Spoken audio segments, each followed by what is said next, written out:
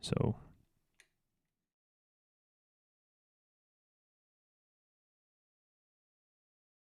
Russian people have bought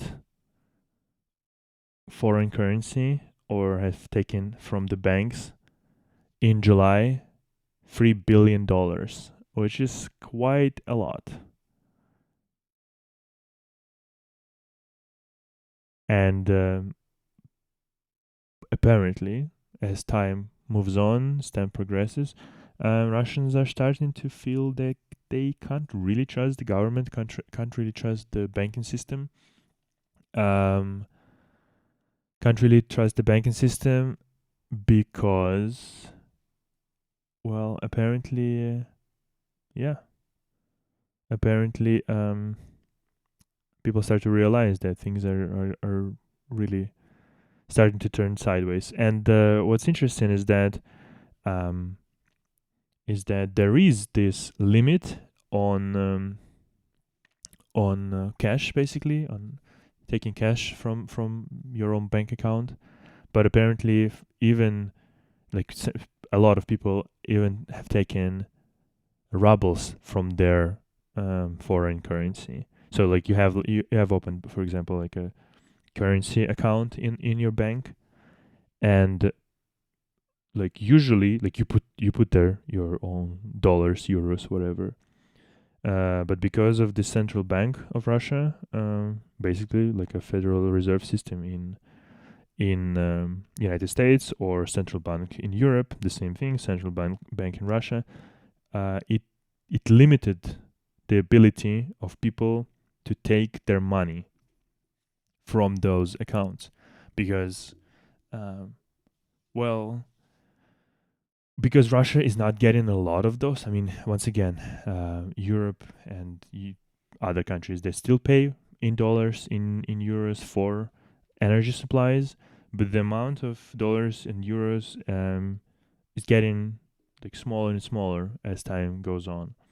And so, what Russia has done is at least they've limited the ability of people, of regular people, to just go and cash out all of their actual currencies, because obviously there is this concept of what is it, like partial reserve system or whatnot. Like banks basically don't have to have all of your money there. They might need to have only like 10% of actual dollars, euros, and whatnot, and the rest is basically fictional shit.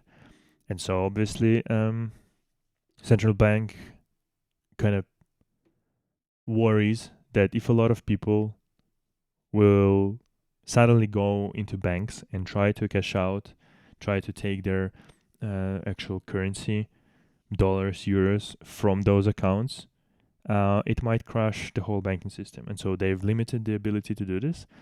But they can still give you the money in rubles. So let's say you have $10,000 in your account. You can't take out $10,000, but you can take $10,000 in rubles, which would be like, times 50 or whatever the exchange rate right now, 60, something like that. And apparently people have been doing even that now. So, yeah. And apparently, 64% still, like 60, it was almost 90%. Now it's around 60% of exporters income they have to basically sell to the government, which is something that also obviously gives the government dollars and dollars, or euros for that matter, and gives the exporters back like Russian currency, rubles, which you can print as many as you want, obviously, since you are in Russia and since you're controlling the supply of them. So just a little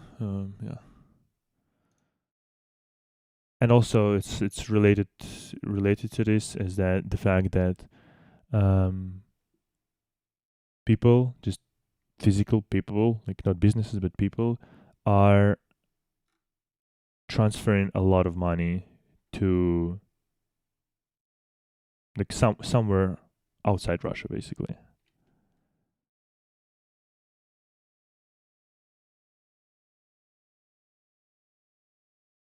That's quite something. apparently, just in 1 month, people were able to transfer outside to transfer about $7 billion outside Russia. But yeah, and it's also very interesting. I don't know if I've talked about it before. Central bank has limited this the movement basically of money on your accounts. In March, it was $5,000. $5,000 per month. You could have transferred from your account to your like foreign accounts. In March, it was $5,000 per month. In April, it was 10K. In May, it was 50K. June, 150, and July, 1 million. So just so we understand, right? Like in March, right? Because obviously the war started February, March.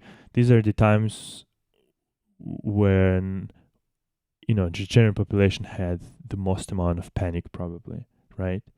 And so they've limited it to $5,000, right? $5,000 probably, good chunk of like Russian people might have $5,000.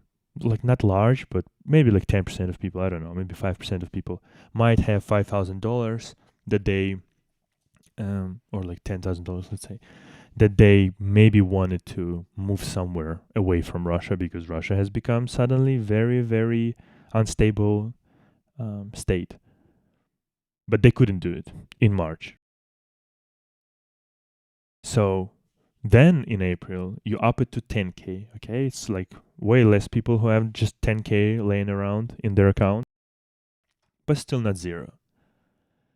The amount of people who have just 50K laying in their accounts doing nothing, I doubt is really a high amount. And now we're talking about 150 and then 1 million per month. Like, who do you think this is made for? I can almost safely bet that this extension of you can take out of your account in Russia and transfer to another account in another bank in like Europe, let's say, or United States, somewhere else, doesn't matter, up to 1 million per month is most likely done either for oligarchs and their families or for actual bureaucrats, governmental workers sitting high up in Russian government whose families, often most of the time are living somewhere in Europe or in United States, so on and so forth. And because the accounts of some of them might have been like blocked because of some sanctions, so on and so forth, maybe now they're doing some machinations, sending money to someone else, for example. I don't know. But just in general, like, there is not a lot of people in Russia who can take out 1 million per month from their accounts and transfer it to some other accounts in, again, like I'm saying, in some other country. And most of them are, in one way or another, related to Russian government. Even oligarchs are obviously related to Russian government because it's the government who basically allowed them to become oligarchs, allowed them to use the natural resources of Russia. They're supposed to belong to all people to actually, to actually create gains for themselves. So this just smells like fucking thing that is done for the Russian elites in air quotes. Yeah. And apparently, before the invasion of Ukraine, Russians were holding 90 billion in banks in Russia, and 18 billion. They were quick enough to take out of their accounts before the central bank limited withdrawals of for 5K and then 10K. So even in the first months, not in the first month, first days basically, Russians, out of 90 billion, were able to take out almost 20 of them, which is a lot. And obviously, like once you put so much pressure on the banking sector, banking system, it can collapse. I mean, look at the USSR, what's happened there. So yeah, just wanted to acknowledge this because it's always interesting, and I don't understand how and why Europe is still holding on with the bans of like Europe. So certain countries, at least in Europe, want to ban all Russians, and yet right now, like daughters of Minister of Defense, but it's actually in this case Minister of Offense of Russia, Shoigu. His daughter is in Europe, traveling, making some photos in Paris, whatever. Why she's not fucking banned? Why her accounts are not banned? Why she's not like on sanction list? What in the fuck is that? What is it that what's that about? This is the people who are actually directly, well, not her directly, but her father, directly responsible for the war in Ukraine. And yet these people are not sanctioned, they're not banned, they're not thrown out of Europe, and yet certain countries just ban all Russians. I just don't get this. It's kind of fucking stupid, kind of fucking hypocritical if you ask me. All right.